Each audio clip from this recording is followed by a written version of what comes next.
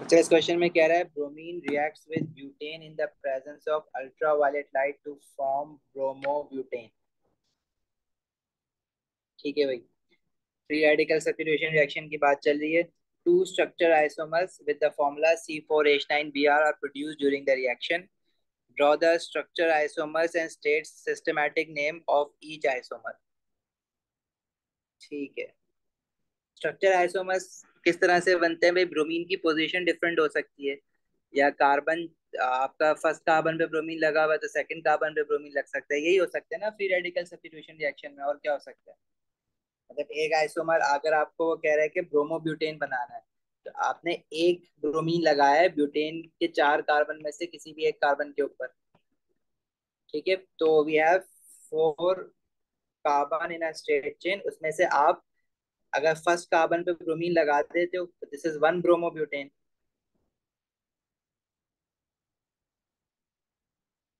और लेट से अगर आप सेकंड कार्बन पे ब्रोमीन लगा देते हो तो दिस इज टू ब्रोमोब्यूटेन।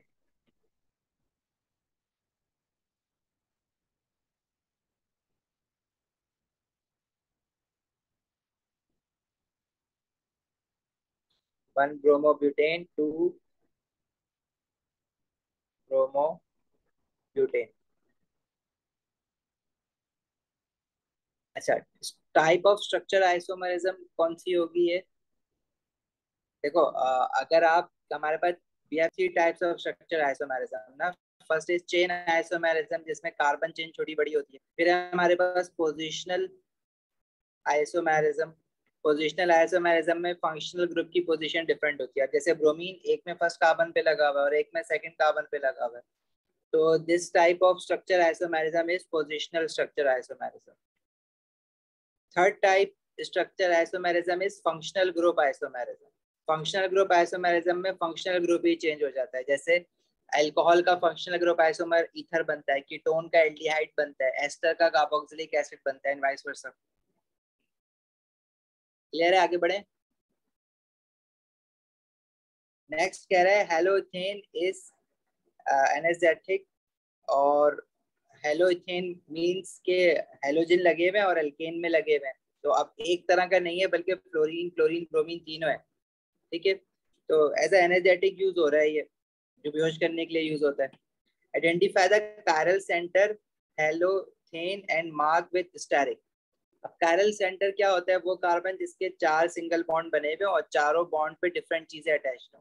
तो इसमें से जो कायरल सेंटर हमारा बन रहा है वो ये सेकंड कार्बन बन रहा है, जिसपे एक जगह क्लोरीन है, हाइड्रोजन है, ब्रोमीन है, और एक जगह ये पूरा CF3 अटैच है।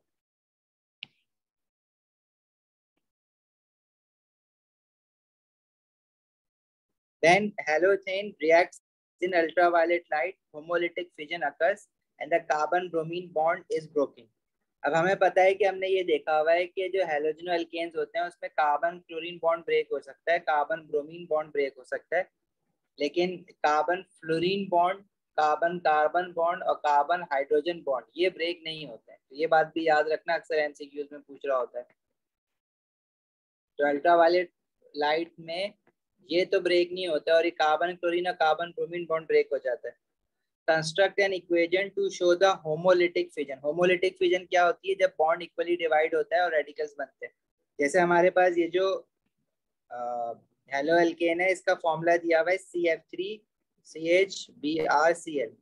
तो इसमें वो कह रहा है कार्बन ब्रोमीन बॉन्ड ब्रेक हुआ है, तो आपने बस ब्रोमीन नहीं लिखना इसमें। और इसमें अब क्योंकि फ्री रेडिकल बन गया, तो एक हम अनपेड इलेक्ट्रॉन दिखाते हैं, और ब्रोमीन जो है वो होमोलिटिक फिजन है ना, तो दोनों फ्री रेडिकल बनेंगे, अपना अपना इलेक्ट्रॉन लेके बैठ जाएंगे अलग अलग। क्लियर है? आगे बढ़े।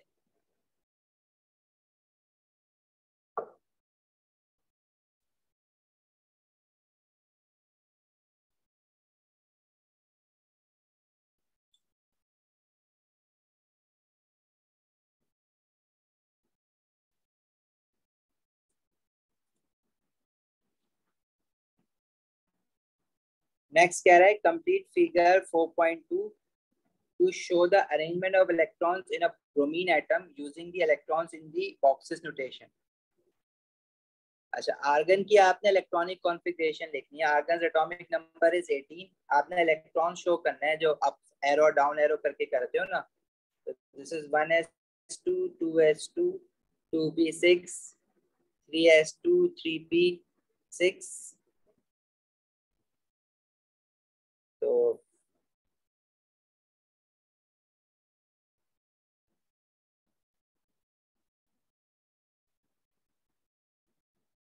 अब 3d और 4s अभी कितने हो गए?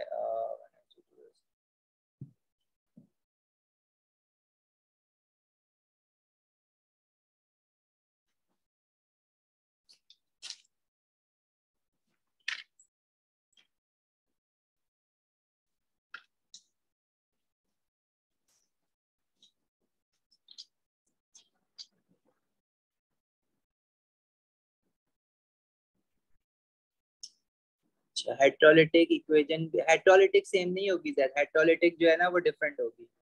हेट्रोलिटिक में हमारे पास क्या कहते हैं, अनइक्वली डिवाइड होंगे इलेक्ट्रॉन। तो एक पॉजिटिव आइन बनेगा और एक नेगेटिव आइन बनेगा उसमें।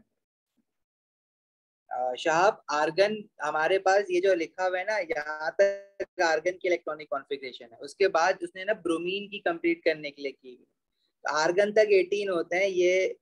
इससे पहले पहले की नहीं बनानी है, तो इस 18 के बाद बनानी है। अब अगर हम ब्रोमीन की इलेक्ट्रॉनिक कॉन्फ़िगरेशन बनाएंगे तो ब्रोमीन का जो एटॉमिक नंबर है वो होता है 35। राइट, हाँ 35। तो 35 के हिसाब से जो बनाओगे तो ब्रोमीन आपके पास हो गया। अब देखो 3p6 तक तो हमने बनानी नहीं है ना, आर्गन लिखना है। 3p6 के बाद इलेक्ट्रॉनिक कॉन्फ़िगरेशन कंटिन्यू करनी है। तो ये जो है ना 1s2 2s2 2p6 3s2 3p6, तो यहाँ तक तो आप उसने आर्गन लिख दिया। उसके बाद आएगा आपका 4s2 फिर 3d10 20 30 और फिर आपका आएगा 4p, जिसमें फिर आप डालोगे 5 इलेक्ट्रॉन्स। अच्छा, अब अगर ये ऑर्डर किसी को याद नहीं है तो हमारे पास 1s 2s 2p 3s 3p 4s। अगर आप ऑर्डर भूल जाओगे तो फिर आपको ना ये इस तरह से ऑब्बास रूल लिख के करना, रिकॉल करना पड़ेगा। 1s 2s 2p 3s 3p 3d 4s 4p 4d 4f 5s 5p 5d 5f। इस तरह से करना पड़ेगा, इससे आगे नहीं जाओगे कभी भी। लेकिन ये ऑर्डर मैंने कहा है ना कि इतना तो याद रख ही रखो। 1s आया, फिर 2s, फिर 2p, फिर 3s, फिर 3p, फिर 4s। 4s के बाद 3d आता है, 3d के बाद 4p और फिर 5s। तो आगे अगर ये जाना होता तो 5s फिर 4d फिर 5p। तो 5s तक ट्राई करोगे याद रहे तुम्हें ऑर्डर। लेकिन अदरवाइज ब्रोमीन का अगर मैं प्रोडक्ट टेबल देखूं, हाँ अब्दुल्ला वो कल डिस्कस करेंगे, कल आओगे ना? अच्छा, अगर मैं ब्रोमीन को प्रोडक्ट टेबल में देखूं तो ब्रोमीन जो है वो ग्रुप 17 में है और पीरियड 4 में है। तो मुझे ये तो पता है कि ब्रोमीन की इलेक्ट्रॉनिक कॉन्फ़िगरेशन p5 पे खत्म होगी क्योंकि वो ग्रुप 17 में, और पीरियड 4 में तो 4p5 पे खत्म होगी। ये तो मुझे अभी भी पता है कि 4p में 5 है। तो उससे पहले 4s पूरा फिल होगा तभी तो 4p तक पहुंचोगे ना। अगर आपको ये ऑर्डर भी नहीं रिकॉल हो रहा है किसी तरह से तो 4p5 पे इलेक्ट्रॉनिक कॉन्फ़िगरेशन खत्म होगी। तो इससे पीछे के जितने भी ऑर्बिटल्स हैं 4p से पहले पहले, वो तो सारे कंप्लीटली फिल हुए हुए होंगे ना। 4s भी कंप्लीटली फिल हुआ हुआ होगा, 3d भी कंप्लीटली फिल हुआ हुआ होगा। तो ये सब बनाना नहीं है, मैं रिकॉल करवा रहा हूँ इलेक्ट्रॉनिक कॉन्फ़िगरेशन में क्या क्या आना चाहिए आपको।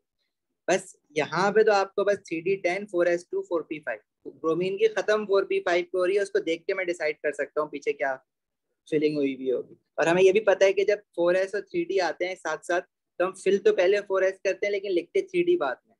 लेकिन वो प्रॉब्लम डी ब्लॉक में होता है। अगर मैं यहाँ पे फिलिंग ऑर्डर भी अपना 3d पहले फिल कर दूं तो प्रॉब्लम नहीं होगा, लेकिन वो गलत तरीका है। आपने 4s फिल पहले करना है, लिखना उसको बाद में, चाहे वो पूरे प्रोडक्ट टेबल में कहीं भी 3d और 4s आएंगे तो फिल पहले 4s ही करोगे लेकिन लिखोगे बाद में उसको। अच्छा, अब इलेक्ट्रॉन बनाते कैसे हैं? 3d में 10 इलेक्ट्रॉन है तो 10 इलेक्ट्रॉन हर ऑर्बिटल में अपोजिट स्पिन में बनेंगे ना। पहले आप सिंगली फिल्ड करते हो, 1 2 3 4 5, फिर उसके बाद अपोजिट स्पिन 6 7 8 9 10। इसी तरह 4s2 में 2 इलेक्ट्रॉन है। इसी तरह 1 2 3 और 4p5 है ना, 4 5। क्लियर है ये बात? आगे बढ़े।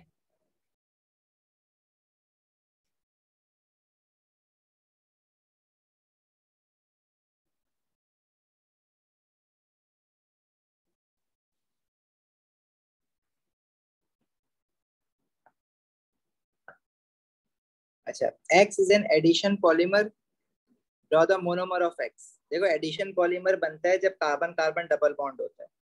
अब इसमें कंटिन्यूटी बॉन्ड देखो, एक तो जो ब्रैकेट के बाहर बॉन्ड आ रहे हैं ना वो कंटिन्यूटी बॉन्ड है, मतलब यहाँ पे एक कार्बन होगा जो कि कंटिन्यूटी बॉन्ड बना रहा है, और ये वाला एक बार आ रहा है तो एक ये कार्बन होगा जो कंटिन्यूटी बॉन्ड बना रहा है। तो इन्हीं दो कार्बन के बीच में डबल बॉन्ड था जो कि खत्म हुआ और फिर ये बॉन्ड यहाँ से कंटिन्यू है। तो जब इसका मोनोमर बाहर निकालोगे तो कार्बन कार्बन डबल बॉन्ड और ऊपर जो है वो एक क्लोरीन लगा हुआ है ऐसे। तो इधर जॉइंट है तो इधर एक और CH2 आएगा। अब आपने क्योंकि वो दिया हुआ स्केलेटल फॉर्मूला है तो स्केलेटल फॉर्मूला की तरह बना दो उसको। ये है इसका monomer. Sir, can you explain this part again? Explain the previous part again. No, this part. Okay Samiya, वो मैं बताता हूँ आपको। अच्छा आयशा देखो, अगर ये इस तरह मे बी स्केलेटल फॉर्मूला बना हुआ है इससे थोड़ा सा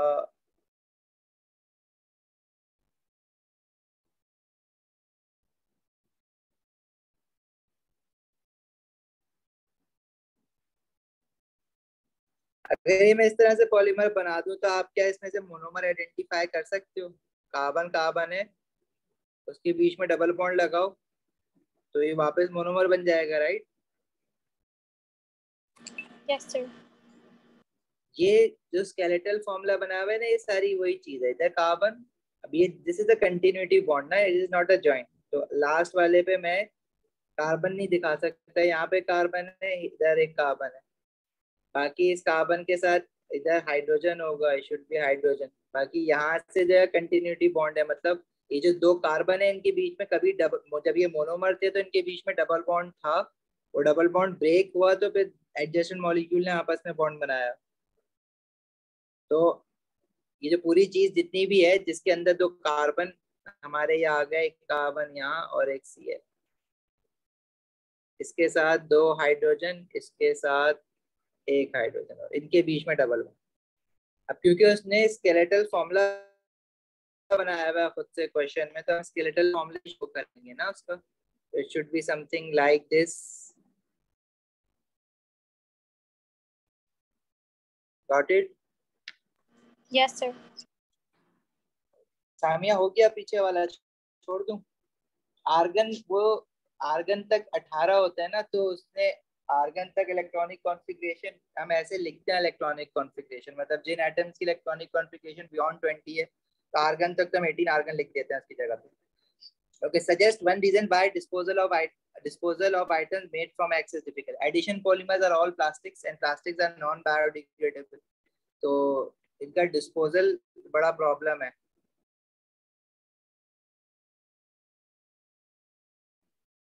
ठीक है, उनको जलाएंगे तो पॉइजनस गैसेस निकलेंगी, जमीन में डाल देंगे तो वो लैंडफिल पोल्यूशन है, अदरवाइज पानी में डाला वाटर पोल्यूशन है। These are non biodegradable. अच्छा जी, नेक्स्ट क्वेश्चन में कह रहा है figure 5.1 shows the reaction of two bromo propane. Okay, अब रिएक्शन 1 में टू ब्रोमो प्रोपेन से उसने अल्कोहल बना लिया, OH आ गया ना। याद है कौन किस तरह से हेलोजन ऊपर जो है ना, हेलोजन एल्केन है टू ब्रोमो प्रोपेन, उससे उसने अल्कोहल बनाया है, सेकेंडरी अल्कोहल। अब हेलोजन एल्केन से अल्कोहल कैसे बनाते हैं, वो रिएक्शन क्या है, उसमें हम डालते हैं एक्वस। ये ऐसी मैं ब्रेन स्टॉर्म कर रहा हूँ, बाद में जो क्वेश्चन में पूछेगा वो तो इतनी सारी चीजें नहीं पूछेगा, but still aqueous sodium hydroxide. Reaction 2 में Br की जगह देखो NH2 आ गया, तो ऐसे जिस मॉलिक्यूल में NH2 होता है उसको हम कहते हैं अमाइंस। ऐसा ही है ना?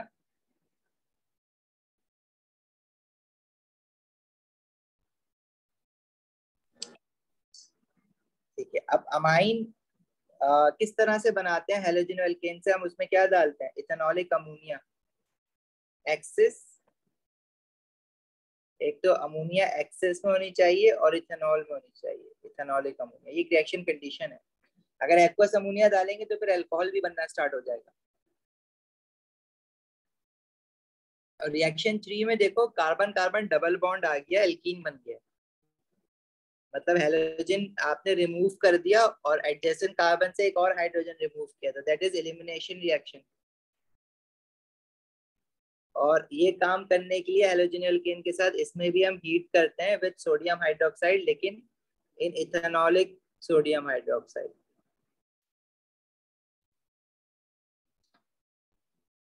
क्वेश्चन में कह रहा है complete table 5.1 for each reaction by stating the reagent. Reagent reactants को ही कहते हैं, एंड कंडीशंस की हीट करना है या कोई कैटलिस्ट लेना है या प्रेशर क्या होना चाहिए।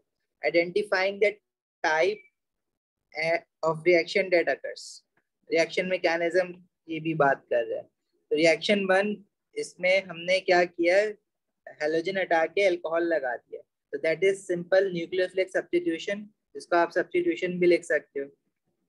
अब ये सेकेंडरी हेलोजन एल्केन है, तो वी कैन नॉट से फॉर श्योर आदर इट विल फॉलो SN1 और SN2, क्योंकि प्राइमरी में SN2 होता है, टर्शरी में SN1 होता है, सेकेंडरी में दोनों का मिक्सर हो सकता है। तो हमसे सब्स्टिट्यूशन लिख देता है यहाँ पे। और रीजेंट्स क्या है? Aqueous sodium hydroxide and heat under reflux.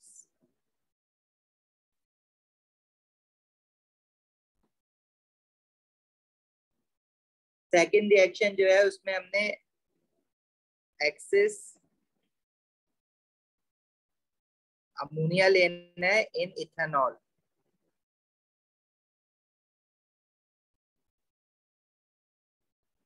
ठीक है, एंड हीट। और ये भी सब्स्टिट्यूशन रिएक्शन ही होता है, क्योंकि अमोनिया एज अ न्यूक्लियोफाइल ही काम कर रहा है इसमें। और थर्ड रिएक्शन है एलिमिनेशन, जिसमें डबल बॉन्ड आ गया है। दो एलिमिनेशन रिएक्शन देखे ना हमने, एक तो डिहाइड्रेशन देखा है जो एल्यूमिनियम ऑक्साइड से करते हैं, सही है। This is elimination. Halogen alkane में जो एलिमिनेशन है वो एल्यूमिनियम ऑक्साइड से नहीं करते हैं, वो हम करते हैं आपका सोडियम हाइड्रोक्साइड से, ethanolic sodium hydroxide. Sodium hydroxide in ethanol लो और उसको हीट करो किसी हेलोजन एल्केन के साथ, तो क्या होगा? आपका डबल बॉन्ड, वो हेलोजन और एडजेसेंट कार्बन पे जो हाइड्रोजन है वो रिमूव हो जाएगा, एलिमिनेट हो जाएगा, और दो कार्बन के बीच में डबल बॉन्ड आ जाएगा।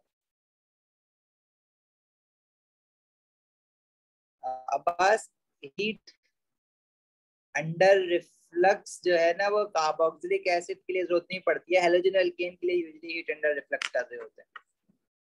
मतलब ये जो आपका अमोनिया वाला रिएक्शन है, इसमें भी हीट अंडर रिफ्लक्स कर रहे होते हैं हम, और इसको ना हीट अंडर प्रेशर भी करते हैं। सही है एल्सा? एल्यूमिनियम ऑक्साइड नहीं है वो। Sir, for the first one, can we write the type of reaction as hydrolysis? Type of reaction hydrolysis. यार इट्स बेटर कि you right reaction mechanism name, क्योंकि वो भी हमेशा रिएक्शन मैकेनिज्म के नेम ही लिख रहा होता है। Okay, sir.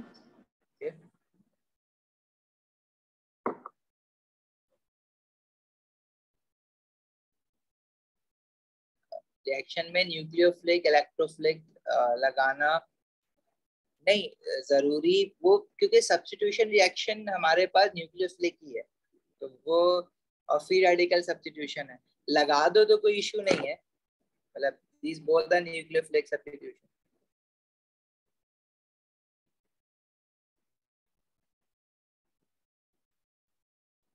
सही है, अगर वो इलेक्ट्रोफिलिक एडिशन है तो आप एडिशन लिख दिया, टाइप ऑफ रिएक्शन तो सही है। लेकिन अगर वो कहते हैं ना state the name of a reaction mechanism, तो देन मेक श्योर कि you write the complete name, that it is electrophilic addition या फ्री रेडिकल सब्स्टिट्यूशन।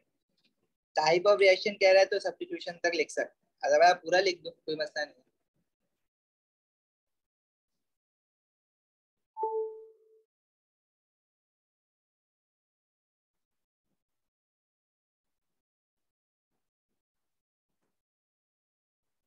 अब्दुल अजीज कल आओगे ना?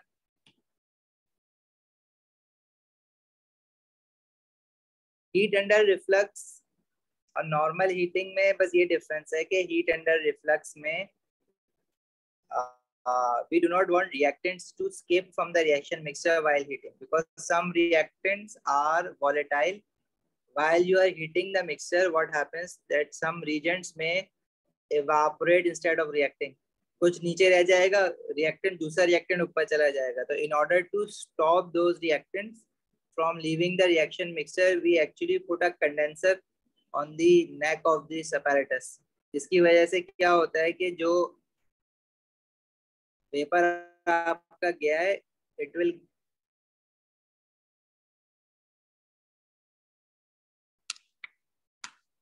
Okay. A sample of 2-iodopropane reacts under the same condition as reaction 1 to produce CH3 CHOH CH3. Secondary alcohol बना है, iodine की जगह पे OH आके लग गया. Explain why 2-iodopropane reacts at a faster rate than 2-bromopropane. ये तो बता सकते हो ना सब, ऐसा क्यों हो रहा है? Why iodine atom is being removed faster as compared to bromine atom?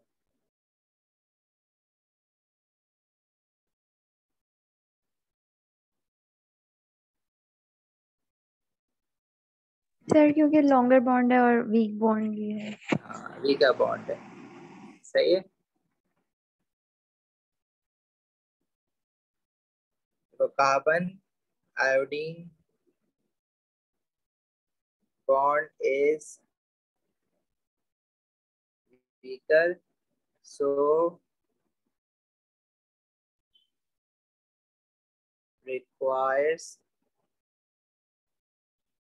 less energy to be broken.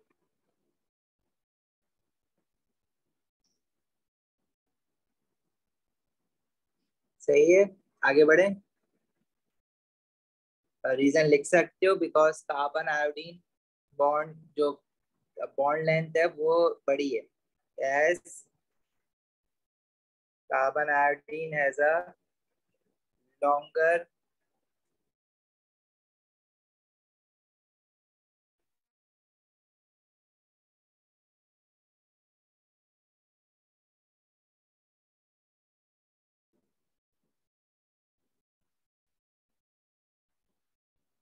larger atomic size of iodine atom. चले आगे. लोअर एक्टिवेशन एनर्जी, यस बिल्कुल सामिया लिख सकते हो.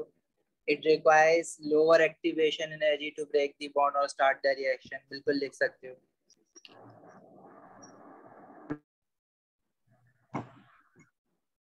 आगे बढ़े.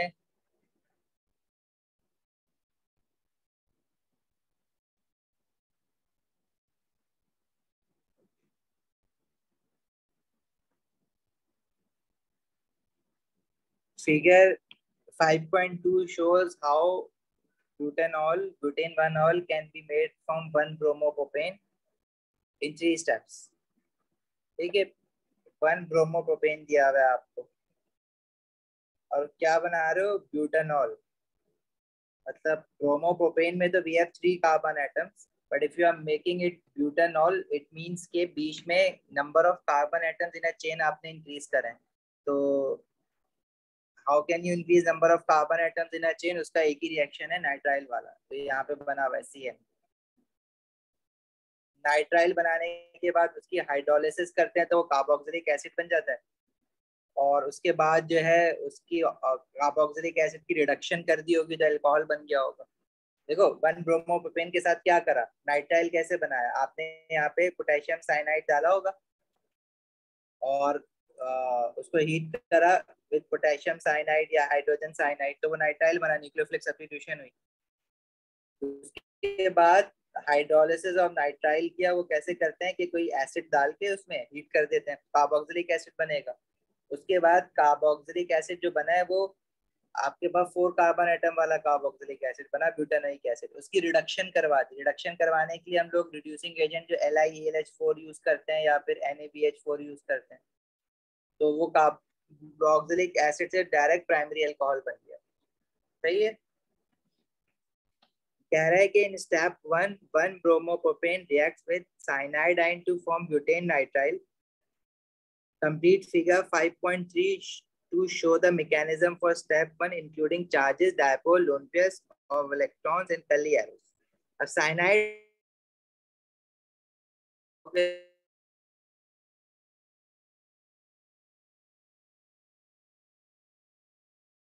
on the atom which has a negative charge. जैसे भाई न्यूक्लियोफाइल साइनाइडाइन है, ये जब बनाओगे तो कार्बन पे लोन पेयर दिखाओगे। वाटर न्यूक्लियोफाइल है, उस पर नेगेटिव चार्ज नहीं होता लेकिन लोन पेयर जरूर दिखाओगे ऑक्सीजन पे। अमोनिया न्यूक्लियोफाइल है जिसमें नाइट्रोजन पे लोन पेयर दिखाते हैं। हाइड्रोक्साइड न्यूक्लियोफाइल है जिसमें ऑक्सीजन पे लोन पेयर दिखाते हैं। सही है। तो होता क्या है कि जो कार्बन है it should B partial positive, bromine is partial negative. Cyanide ion जो है वो अटैक करेगा जो लोन पेयर से हम एरो बनाते हैं पार्शियल पॉजिटिव कार्बन की तरफ, और ब्रोमीन जो है वो कार्बन का इलेक्ट्रॉन लेके भागेगा। तो एक एरो हम बनाते हैं जो shared paid of carbon between bromine के जो इलेक्ट्रॉन है वो ब्रोमीन की तरफ चला जाएगा, और ब्रोमीन जो है वो इलेक्ट्रॉन लेके बाहर निकल जाएगा जो कि Br नेगेटिव आयन बना लेगा, और उसकी जगह पे साइनाइड लग गया। तो ये बीच में आपने ये 2 कर्ली एरोज बनाने थे, डायपोल्स बनाने थे, और न्यूक्लियोफाइल पे लोन पेयर शो करना था। बोला चार्जेस, तो डायपोल शो करे आपने और lone pair and curly arrows, सिर्फ इसके 2 मार्क्स हैं।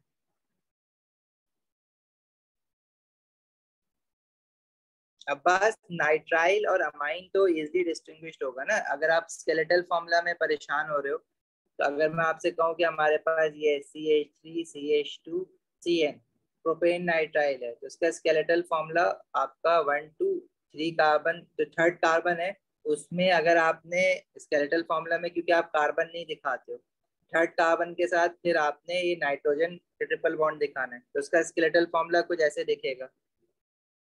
थर्ड कार्बन है उसके साथ आपने ये 3 बॉन्ड यू करके यू नाइट्रोजन यू दिखाना है, दिस इज नाइट्राइल। अब अगर आपके पास अमाइन है तो अमाइन में NH2 लगा हुआ होता है, उसमें कार्बन नहीं होता।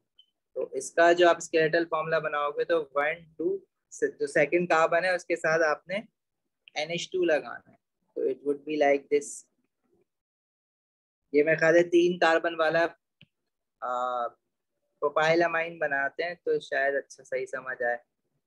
तो अगर हमारे पास ये हो ना CH3 CH2 NH2, 1 2 एक और कर देते हैं CH3 CH2 CH2 और NH2। इसमें नाइट्रोजन हाइड्रोजन, नाइट्रोजन के साथ हाइड्रोजन दिखेंगे, नाइट्राइल में नाइट्रोजन के साथ कुछ भी नहीं होगा।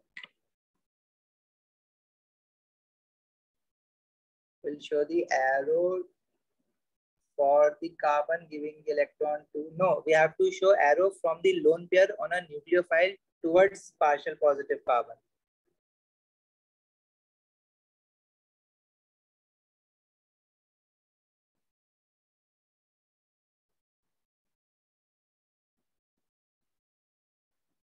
सही है, क्लियर हो गया अब्बास, हुज़ैफा?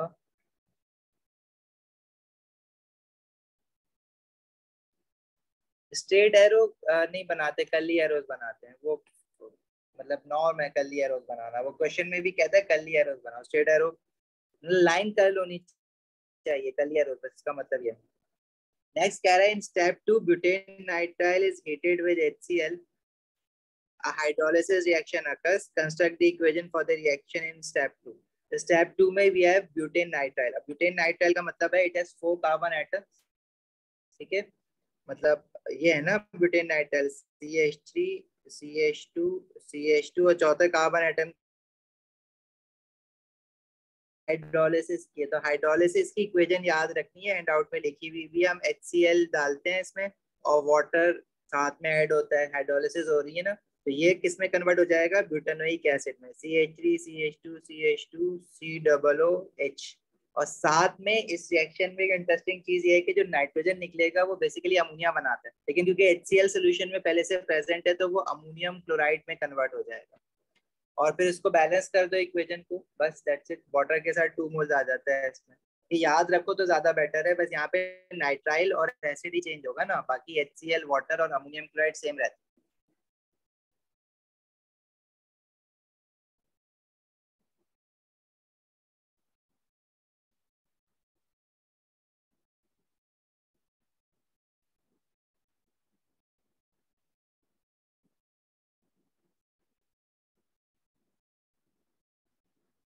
क्लियर है, आगे बढ़े।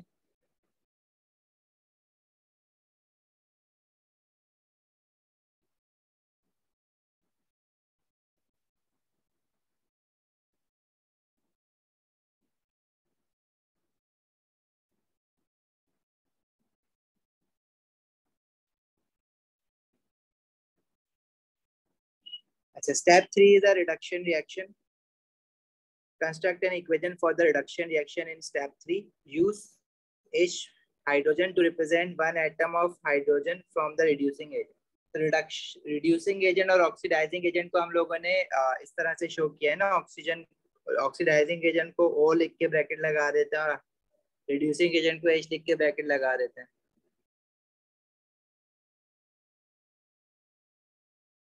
अब बस याद रखनी है इक्वेशन। आप हैंडआउट खोल के देखो, उसमें हमने ये याद किया हुआ है कि एसिड के साथ वाटर भी लगाना है हाइड्रोलिसिस में, और अमोनियम क्लोराइड बनेगा वो भी याद रखना है। अच्छा, स्टेप 3 में वो कह रहे हैं कि कार्बोक्सिलिक एसिड जो है उसकी रिडक्शन करवाइए। अब कार्बोक्सिलिक एसिड जो है हमारे पास वो है CH2COOH, और रिड्यूसिंग एजेंट की जगह वो कह रहा है कि आपने हाइड्रोजन ले और इसकी जगह बस बैलेंसिंग करनी पड़ेगी। मतलब इसको रिड्यूस जब हमने किया है तो वो कार्बोक्सिलिक एसिड जो है वो अल्कोहल बन गया है ना, तो CH3 CH2 CH2OH आ गया। सही है, और रिडक्शन में वाटर निकलता है, ये भी याद रखना है। अब इसको बैलेंस कैसे करेंगे, देखो लेफ्ट हैंड साइड पे हाइड्रोजन के मोल्स बस आपने डिसाइड करने होते हैं रिड्यूसिंग एजेंट के। तो हमारे पास पहले जब कार्बोक्सिलिक एसिड था तो कार्बोक्सिलिक फंक्शनल ग्रुप के साथ एक हाइड्रोजन था COOH। लेकिन जब कार्बोक्सिलिक फंक्शनल ग्रुप कन्वर्ट होता है अल्कोहल में तो जिस कार्बन पे ऑक्सीजन होता है तो ऑक्सीजन निकल जाएगा और OH चलो लगा हुआ है, लेकिन इस कार्बन के साथ एक हाइड्रोजन इधर, दो हाइड्रोजन एक्स्ट्रा आ जाएंगे ना। समझ आई बात।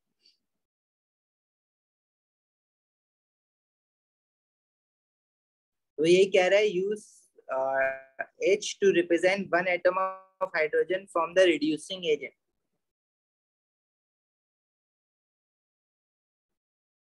तो लेफ्ट हैंड साइड पे हाइड्रोजन जो है कार्बोक्सिलिक की वजह से दो आ गए, और वाटर बना है तो वाटर में दो हाइड्रोजन और आ गए, तो टोटल हाइड्रोजन बैलेंस करने के लिए मुझे लेफ्ट हैंड साइड पर रिड्यूसिंग एजेंट के साथ 4 मोल लगाना पड़ेगा। 1 मोर नहीं होंगे, CH दो 2 मोर होंगे, क्योंकि देखो आपके पास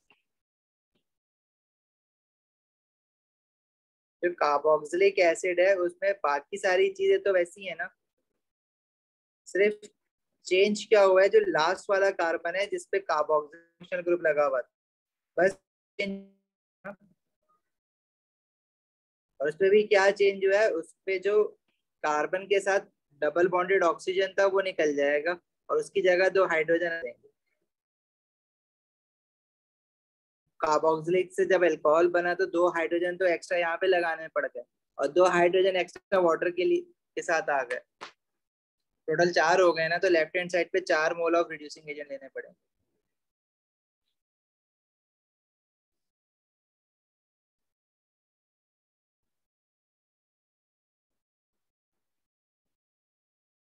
अच्छा, अल्कोहल का फॉर्मूला गलत लिख दिया है, ओके ओके ओके ओके। हाँ, 4 कार्बन एटम वाला अल्कोहल है भाई, ये सही कर लो। प्रोपेनॉल बना दिया जल्दी में।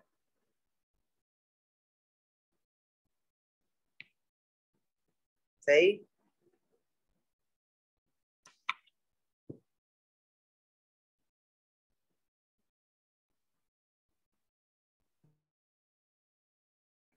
आगे कह रहा है state the identity of a suitable reducing agent in step 3। तो रिड्यूसिंग एजेंट LiAlH4, नाम याद करने की जरूरत नहीं है, बस फॉर्मूला याद रखो इसका। वो जो लिथियम टेट्रा हाइड्रिडो एल्यूमिनेट है ना, नाम नहीं याद करो, बस LiAlH4 हम ड्राई ईथर में यूज करते हैं।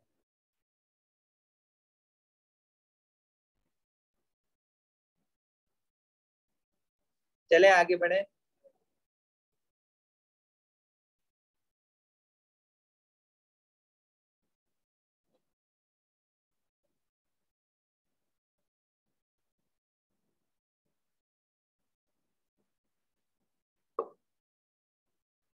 ईथर फंक्शनल ग्रुप ये होता है COC।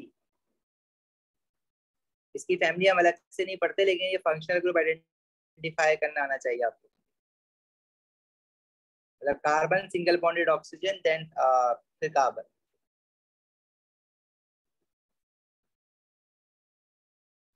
ओके, क्वेश्चन 6 में कह रहा है Z is a molecule which contains the element carbon, hydrogen and oxygen only. Z contains only alkene and carboxylic functional group. Complete the table 6.1 by describing the observation that occur when two different regions are added to separate samples of Z. तो bromine जब डालोगे, double bond है तो bromine क्या हो जाएगी, decolourise हो जाएगी। और सोडियम कार्बोनेट कार्बोक्सिलिक एसिड के साथ रिएक्ट करता है तो बबल्स निकलते हैं कार्बन डाइऑक्साइड गैस के, जिसको हम फिजिंग भी कहते हैं, या एफरवेसेंस जो हम ओ लेवल से कहते आ रहे हैं इसको।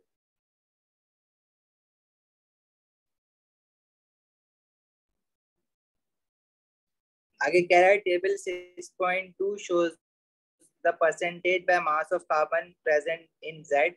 Use the table 6.2 to demonstrate the empirical formula of Z is CHO. We have carbon, hydrogen and oxygen 41.38, hydrogen 3.45, oxygen 55.17। Empirical formula आता है ना निकालना। सबको इनके पहले एटॉमिक मासेस से डिवाइड करो और उसके बाद जो स्मॉलेस्ट नंबर आ रहा है उससे सबको डिवाइड कर दो।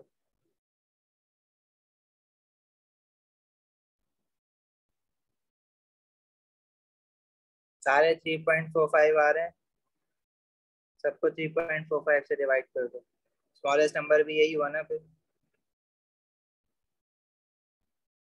कार्बन बना, ऑक्सीजन भी बना हुआ। तो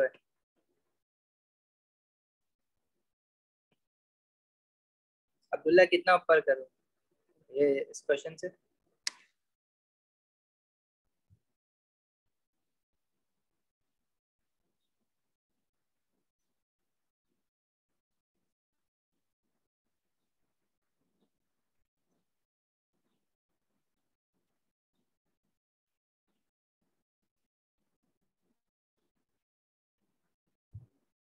चले आगे।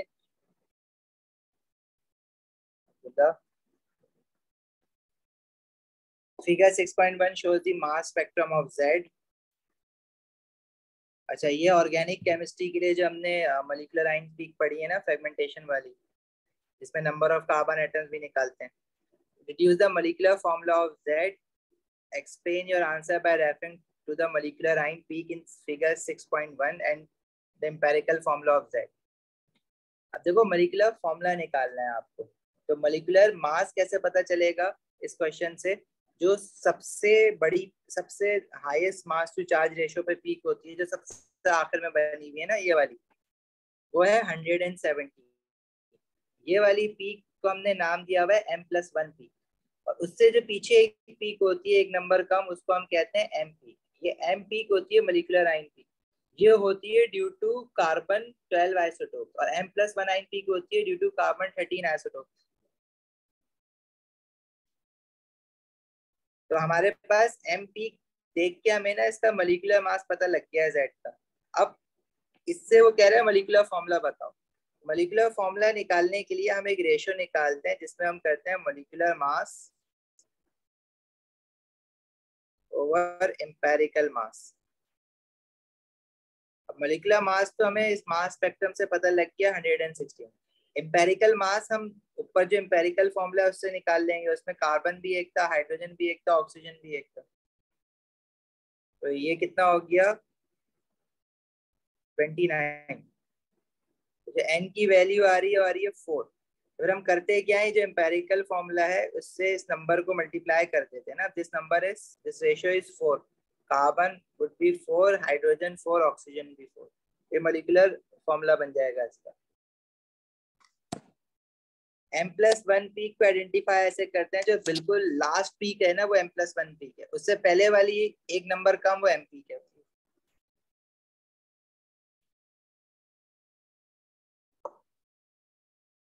सही है जैद।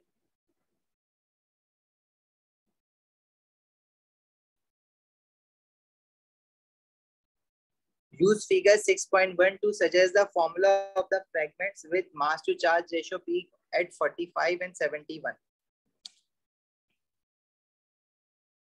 ये जो पीक बनी है ये फ्रैगमेंट्स की बनी होंगी। देखो पूरा मॉलिक्यूल जो इंटैक्ट है उसकी 116 पीक आ रही है, जिसमें 4 कार्बन, 4 हाइड्रोजन और 4 ऑक्सीजन है। रेगुलर फॉर्मूला तो अब आ गया ना। अच्छा, अब इसके बारे में देखो उसने आपको क्या बोला हुआ था कि जो मॉलिक्यूल है Z, वो उसमें एक कार्बन कार्बन डबल बॉन्ड भी है और कार्बोक्सिलिक फंक्शनल ग्रुप्स भी हैं। अब कितने कार्बन कार्बन डबल बॉन्ड है, कितने कार्बोक्सिलिक फंक्शनल ग्रुप है, वो तो मैं इस तरह से बना बना के देख सकता हूँ ट्रायल एंड एरर से। लेकिन अगर मैं कहूँ कि 45 किसकी पीक बन रही है, तो कार्बोक्सिलिक ग्रुप भी है, पीछे क्या पता 4 कार्बन की चेन हो। इसमें अगर मैं चलो कहीं एक जगह डबल बॉन्ड लगा दूं सिर्फ, तो हाइड्रोजन, तो फिर हमारे पास कितने बनेंगे 1 2 3 4 5। मतलब कुछ इस तरह का मॉलिक्यूल नहीं है, क्योंकि अभी हाइड्रोजन की क्वांटिटी ज्यादा हो रही है, और ऑक्सीजन 4 का मतलब है कि 2 कार्बोक्सिलिक फंक्शन ग्रुप है। तो 4 ऑक्सीजन कैसे बनाऊंगा मैं, या तो 2 कार्बोक्स, क्योंकि कार्बोक्सिलिक एसिड है और कार्बन कार्बन डबल बॉन्ड है, अल्कोहल वगैरह तो उसने बोला नहीं है। और कार्बोक्सिलिक फंक्शनल ग्रुप तो मैं टर्मिनल पे ही लगा सकता हूँ ना, एक फर्स्ट कार्बन पे लगाया तो फिर एक फोर्थ कार्बन पे लगाना पड़ेगा, और कोई पॉसिबिलिटी तो है नहीं। हाइड्रोजन जो है हमारे पास CH2 अभी भी हाइड्रोजन का मसला आ रहा है, मतलब अब कहीं डबल बॉन्ड भी तो लगाना है। ये जो 2 कार्बन बीच में बचे हैं इनके बीच में डबल बॉन्ड बना देते हैं। अब देखो हाइड्रोजन भी टोटल कितने आ रहे हैं 4, ऑक्सीजन भी 4 है और कार्बन भी 4 है। अब इसमें से 45 मास किसका होगा, अगर मैं COOH का निकालूं तो प्लस बनाते हैं फ्रेगमेंट पे तभी तो वो डिटेक्ट होता है। तो ये 45 इसका मास बन रहा है, और 71 मास किसका बनेगा, अगर मैं फॉर एग्जांपल इसमें इसको यहाँ से ब्रेक करा है ना, एक कार्बोक्सिलिक निकला, तो बाकी जो पार्ट बचा है उसमें 2 कार्बन होंगे और एक कार्बोक्सिलिक फंक्शनल ग्रुप होगा। देखो ये बन रहा है 71, क्योंकि 2 फ्रेगमेंट में से अगर आपने एक कार्बोक्सिलिक तोड़ दिया तो बाकी की जो पीछे की चीज बची है वही बची ना सारी, तो वो 71 बनेगी। एक फ्रेगमेंट हमारे पास ये है कार्बोक्सिलिक, और बाकी का जो पार्ट है उसमें कार्बोक्सिलिक और कार्बन हाइड्रोजन।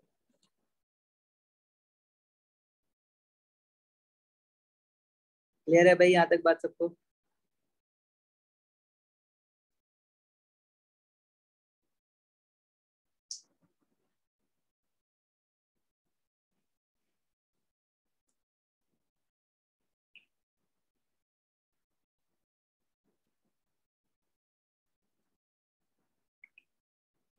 देखो यहाँ तक बात समझ आई कि जो हमारे पास कंपाउंड है उसका मॉलिक्यूलर फॉर्मूला आ रहा है C4H4O4।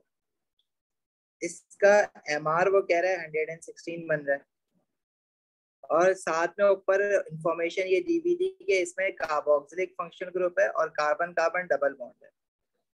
अब 4 ऑक्सीजन देख के मुझे ये समझ आ रहा है कि मुझे हर हाल में ना इसमें 2 कार्बोक्सिलिक फंक्शन ग्रुप बनाने पड़ेंगे, तभी तो 4 ऑक्सीजन बनेंगे। और 2 कार्बोक्सिलिक फंक्शन ग्रुप बनाने का मतलब यह है कि अगर पहला कार्बोक्सिलिक फर्स्ट कार्बन पे तो दूसरा कार्बोक्सिलिक लास्ट कार्बन पे ही होगा ना। क्योंकि कार्बोक्सिलिक फंक्शनल ग्रुप बीच में तो आ नहीं सकते। अब डबल बॉन्ड भी डालना था किसी दो कार्बन के बीच में, तो डबल बॉन्ड मैं बीच वाले दो कार्बन में ही डाल सकता हूँ, क्योंकि कार्बोक्सिल वाला कार्बन तो डबल बॉन्ड बना नहीं सकता, वो ऑलरेडी 4 बॉन्ड बना के बैठा हुआ है। अब इसमें से कह रहे हैं कि दो फ्रेगमेंट निकलने हैं, एक मास 71 वाला है और दूसरा जो है वो 45 वाला है। अब मैंने सिर्फ COOH का जब मास देखा तो 45 आ रहा था, मैंने कहा ये यहाँ से ब्रेक हुआ है बीच में से, एक फ्रेगमेंट ये बचेगा।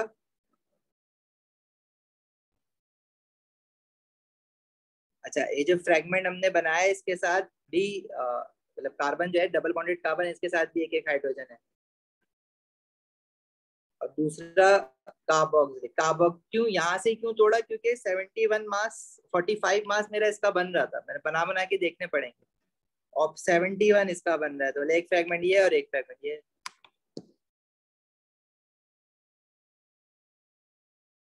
जी आयशा, 4OH की पॉसिबिलिटी हो सकती है, लेकिन उसने क्वेश्चन के स्टार्ट में कहा हुआ है कि जो Z मॉलिक्यूल है उसमें सिर्फ दो ही तरह के फंक्शनल ग्रुप हैं, alkene and carboxylic functional group, इसलिए मैं अल्कोहल, वरना तो मैं एल्डिहाइड बना के भी देख सकता था, मैं फिर कीटोन बना के भी देख सकता था, लेकिन एस्टर बना के भी देख सकते थे, लेकिन हम क्यों डबल बॉन्ड और कार्बोक्सिलिक में, क्योंकि क्वेश्चन में बोल दिया था।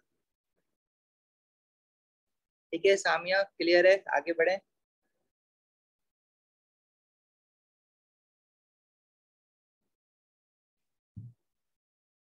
आजमी समझ आ गया ना 71 वाला। अच्छा, जब भी आप फ्रेगमेंट बनाओगे ना तो इनके एंड में पॉजिटिव चार्ज जरूर लिखोगे, अदरवाइज वो गलत कर देगा, क्योंकि मास स्पेक्ट्रोमीटर उसी फ्रेगमेंट को डिटेक्ट करता है जिसपे पॉजिटिव चार्ज होता है। Suggest the structure of Z using relevant information from table 6.1। तो हमने तो ये पहले ही आइडेंटिफाई कर लिया, क्योंकि वो ज्यादा आसान लग रहा था काम के पहले, अगर मैं आइडेंटिफाई कर लूं, अदरवाइज स्ट्रक्चर बनाने का उसने बाद में बोला हुआ है। तो ये हमारा स्ट्रक्चर है।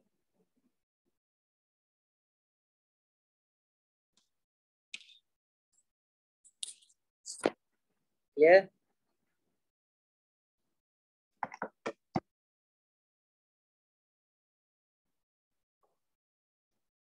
अच्छा जी, यहाँ पे हमारा पेपर खत्म हो गया है वाला।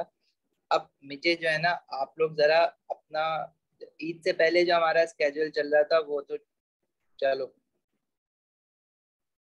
रात वो जो टाइमिंग से थोड़ा सा चेंज करते हैं, कन्वीनियंट करते हैं टाइमिंग्स।